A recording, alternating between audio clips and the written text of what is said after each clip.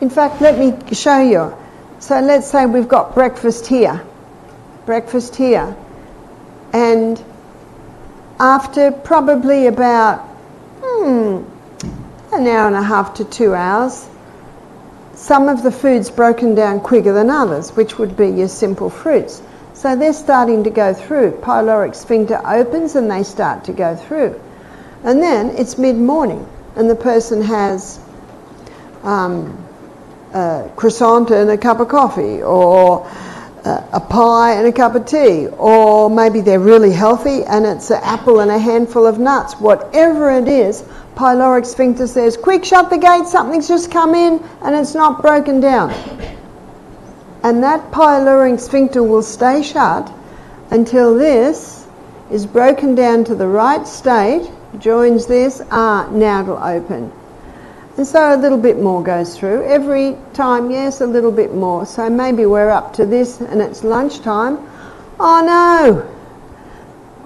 Shut the gate, quick, something else is just coming. Can you see why remnants of breakfast can be still in the stomach at the end of the day when a person's eating every couple of hours?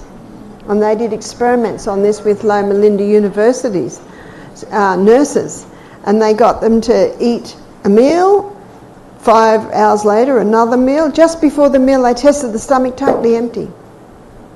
Just before they had a light supper, totally empty. Next day they gave them snacks and they found the same thing. At the end of the day there was still remnants of some breakfast still in the stomach. I remember when I was a little girl, if we were hungry in the afternoon, Mum would say, wait for tea. But what are kids told now? They're just given, and then the parents wonder why they don't eat their, we call it supper. And you've probably noticed that when children say they're starving or they're hungry, they're usually bored or they're thirsty. Do you know the stomach often doesn't know the difference between thirst and hunger?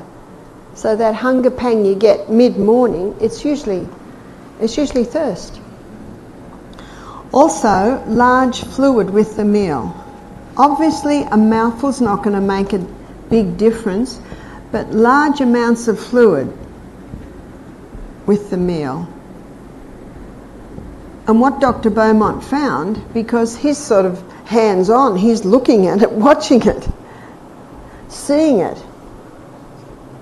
And he said, what he discovered is that, yes, it waters down the digestive juices and the stomach knows it, so it stops digestion, and then it has to get rid of all of that water and bring the acidity back to be able to break the food down. You will find that if you sit to your meal well hydrated, you won't need to drink with your meal.